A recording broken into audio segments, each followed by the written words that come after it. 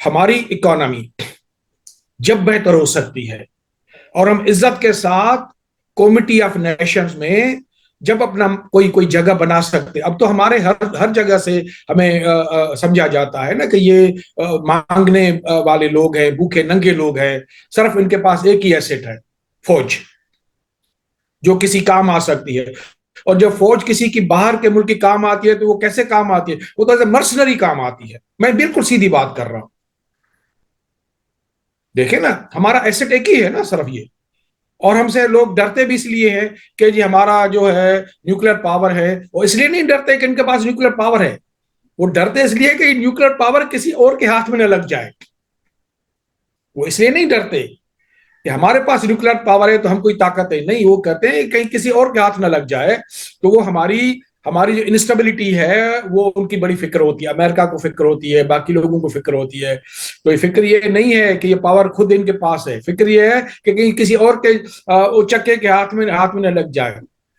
تو اگر اکانومی ٹھیک کرنی ہے تو گورننس کو ٹھیک کرنے پڑے گے, رول آف لا اسٹیبلش کرنے پڑے گا, کانسٹیٹیوشن رول ملک میں ہونا چاہیے, ہماری جوڈیشری ڈیجیٹلائز ہونی چاہیے, انصاف لوگوں کے دروازے پہ ملنا چاہیے, ایک ایسا سسٹم ٹرانسپیرنٹ ہو, ایسا ٹرانسپیرنٹ سسٹم ہو جس میں عام آدمی کہے کہ ہاں بالکل کوئی غلط بات نہیں ہو رہی, جی مجھے پتا ہے, میں کوئی معلومات لینا چاہوں تو وہ پوچھ سکتا ہوں, جبکہ قوانین موجود ہیں.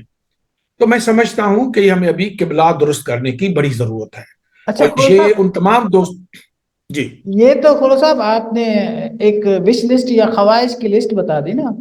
کوئی کسی کے پاس پار ہوتی ہے تو کیا وہ سرنڈر ایسے کر لیتا ہے؟ وہ اگر آپ 7 اسٹار لائف گزار رہے ہیں تو کیا آپ میری خواہش پہ 3 اسٹار پہ آ جائیں گے؟ آپ سمجھتے ہیں کہ یہ تو ہم سارے کے سارے جو سول سوسائٹی کے لوگ ہیں وہ یہ کہتے ہیں, یہ ہماری خواہش ہے کہ ایسا ہو, لیکن آپ سمجھتے ہیں کہ یہ لوگ جو اس طرح کی لائف گزارتے ہیں 7 اسٹار, وہ 2 اسٹار یا 1 اسٹار پر کیسے آئیں گے جیسے دنیا بھر کے لوگ جس طرح رہتے ہیں اس رینکس میں؟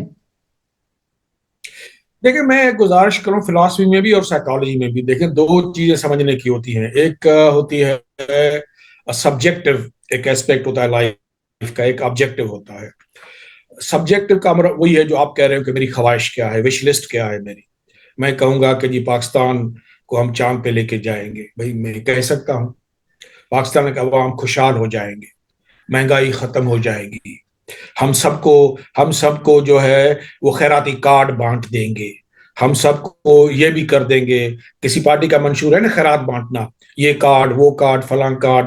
دوسری پارٹی کا ہے, انہوں نے اپنے منشور میں وہ جو انٹرنیٹ پہ جتنی چیزیں اس کو ملی وہ سب کٹھے کر کے دے دی کہ یہ بھی منشور ہے ہمارا. یہ وہ انٹرنیٹ پہ چیزیں تھی, انہوں نے بلٹ پوائنٹ میں تبدیل کر کے دے دی. میکینزم کوئی نہیں ہے کہ یہ کریں گے کیسے, اسٹریٹجی یہ نہیں کریں گے کیسے. اور جو سب سے بڑا سوال ہے کہ اکانومی کیسے ٹھیک کریں گے, کیونکہ پیسہ نہیں ہوگا تو کیا آپ بھیک مانگ کے لوگوں کو ان کی خوشحالی لائیں گے, ان کے پاور کے بل ادا کریں گے اور ان پہ کارڈ بانٹیں گے, یا ان کو اور سہولیات دیں گے, بڑے پروجیکٹ کریں گے. تو گزارش یہ ہے کہ ایک یہ چیز ہے. جو دوسری چیز ہے وہ آبجیکٹو ہے. دیکھیں, میں اجازت دیں بس ضرور سر. زیادہ لمبا نہیں جاؤں گا.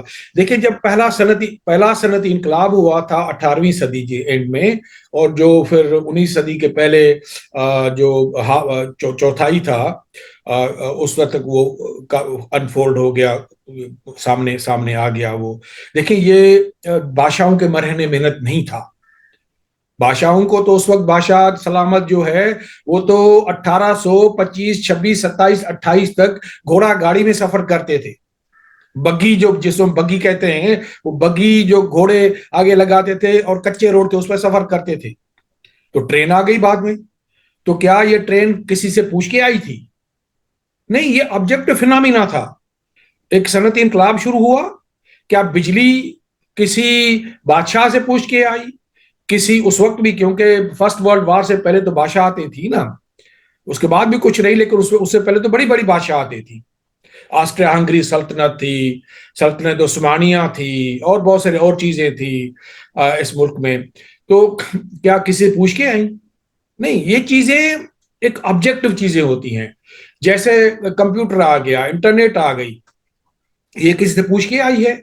کیا انٹرنیٹ نے اجازت مانگی کہ جی میں علم لا رہی ہوں سب کے لیے؟ آپ علم نہیں دیتے ہیں لوگوں کو، آپ تو چند لوگوں کو علم دیتے ہیں، اور ان کو بھی بہت کم علم دیتے ہیں. میں سب کو علم دینے جا رہی ہوں، میں سب کو انفارمیشن بھی دوں گی، نالج بھی دوں گی، ریسرچ کرنے کی کیپیبل جو اس کی جو کیپیسٹی بھی دوں گی، اور جو ان کے پاس جو چیزیں میں دنیا میں بنے گی وہ بھی ان تک پہنچاؤں گی گلوبلائزیشن کے تھرو. کیا یہ پوچھ کے آتی ہیں؟ نہیں، یہ آبجیکٹ فینامینا ہے. میں اور آپ ابھی بات کر رہے ہیں، ڈائریکٹ یوز کر رہے ہیں. کیا یہ کسی سے اجازت لے کے چیزیں آئی ہیں یا انہوں نے دی ہیں ہمیں؟ تو ایک جو آبجیکٹ فینامینا ہے، یہ ہو رہا ہے، یہ ہو رہا ہے. اس پہ ہم اور کبھی بات کریں گے کہ وہ کسی کے بس میں نہیں ہے، وہ کسی کے بس میں نہیں ہے، وہ وش لسٹ سے باہر ہے. وہ دیکھیں نا، میں اجازت دیجئے مجھے، میں دو چیزیں اور بتا دوں، گزارش کر. لیکن جاپان جو تھا، یہ میں آرگیومنٹ اپنا اسٹیبلش کرنے کے لیے، ڈیولپ کرنے کے لیے کہہ رہا ہوں. جاپان جو تھا وہ 60s 70s 80s میں اس طرح آگے بڑھا اوپر. کوئی بھی بندہ ابھی اپنے کھول لے، گوگل کھول لے اور سرچ کر لے، ابھی تو بنگ بھی آ گیا ہے، تو کھول لے تو وہ اس کو دیکھے کہ جو جی ڈی پی تھی جاپان کی 1995 میں، وہ 5.5 ٹریلین پہ پہنچ گیا جاپان. Huge 5.5 trillion. جبکہ چائنا جو ترقی کر رہا تھا وہ صرف 0.75 ٹریلین تھا، یعنی 1 ٹریلین میں نہیں تھا. اب آپ آج چیک کر لیں جاپان کی جی ڈی پی تو 5.5 نہیں ہے اس وقت. تو کیا جاپان کے پاس پاور نہیں ہے؟ تو کچھ چیزیں ایسی ہوتی ہیں کسی کے بس میں نہیں ہوتی. اس کے ہاتھ میں بس، اس کے بس میں بھی کوئی وہ چیزیں نہیں ہیں کہ وہ کر سکے، ان کو روک سکے اور اپنی ترقی جاری رکھ سکے. وہ نہیں رکھ سکا جاری 5.5 ٹریلین سے، ابھی بھی وہ 5.5 سے کم ہے. اسی طرح سارے یورپ میں اکنامک کرائسس ہے. اسی طرح امریکہ یوں چل رہا ہے، وہ آگے نہیں جا رہا، اور سب نے مل کے روکا چائنا کو. بڑھ گیا نا چائنا بڑھ گیا نا، جس کی 0.75 ٹریلین تھی 1995 میں، اب وہ اراؤنڈ 20 ٹریلین تو ہے نامینل ڈالرز میں، اور 32 ٹریلین ڈالر ہے پرچیزنگ پاور پیرٹی میں. ویتنام آگے بڑھ رہا ہے، ایتھیوپیا آگے بڑھ رہا ہے، روانڈا آگے بڑھ رہا ہے، چلی آگے بڑھ رہا ہے، بوٹسوانا آگے بڑھ رہا ہے، بہت سارے اور ممالک آگے بڑھ رہے ہیں. تو یہ ایسے فورسز ہیں جن کو ممالک نہیں روک پائے. جاپان جیسے، امریکہ نہیں روک پایا. جرمنی وائبرنٹ اکانومی ہوا کرتی تھی، largest exporter, third largest exporter تھا، اب نہیں رہا. تو ایک ہمیں یہ، جی جی خور صاحب، آپ جو باتیں کر رہے ہیں نا، یہ میں سمجھ رہا ہوں، اور آپ ٹیکنالوجی کی جو بمبارمنٹ ہے، ٹیکنالوجی کی جو ڈیولپمنٹ ہے، اور اس کو کنٹریز کیپٹلائز کر رہے ہیں اپنی اکانومی کو بڑھانے کے لیے. ہمارے پاس ایشو کچھ اور ہے نا. ہمارے پاس، جی فرمائیے. میں تو نہیں سمجھتا کہ یہ لوگ ٹیکنالوجی کو نہیں روک سکتے، بھلے وہ یوٹیوب کو بند کر دیں کچھ سالوں کے لیے، انٹرنیٹ کو کچھ سالوں کے لیے بند کر دیں، یا ہمارے پاس اب بھی جو ہے کرپٹو کرنسی کی جو بزنس ہے وہ نہیں ہو رہا، لیکن یہ ہوگا. اس سے تو میں آپ سے اتفاق کرتا ہوں، اس کو روک نہیں سکتے. لیکن گورننس از altogether different تھنگ.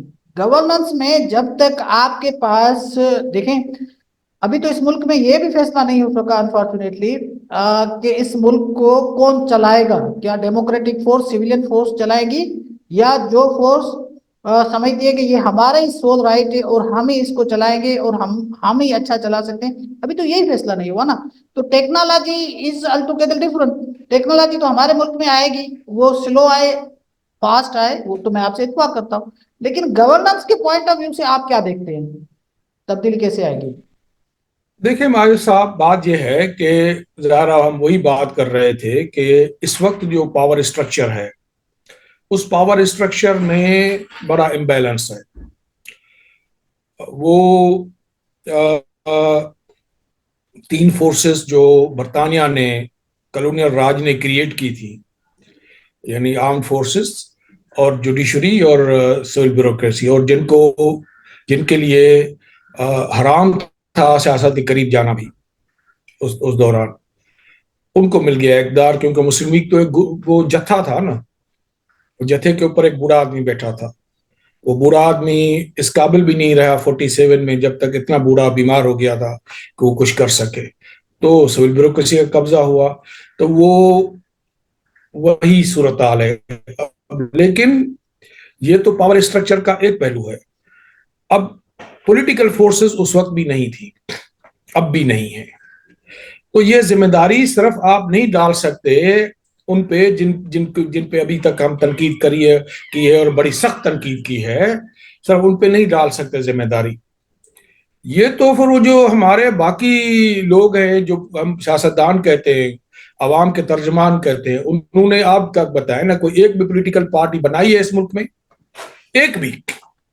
भुट्टो साहब भुट्टो साहब मैं समझता हूं 20वीं सदी का, मैं ये जिम्मेदारी से कह रहा हूं, जिम्मेदारी से कह रहा हूं, भुट्टो साहब 20वीं सदी में का सबसे बड़ा ट्रांसफार्मर था। 20वीं सदी का, 20वीं सदी में सोवियत यूनियन में इनकलाब आया था।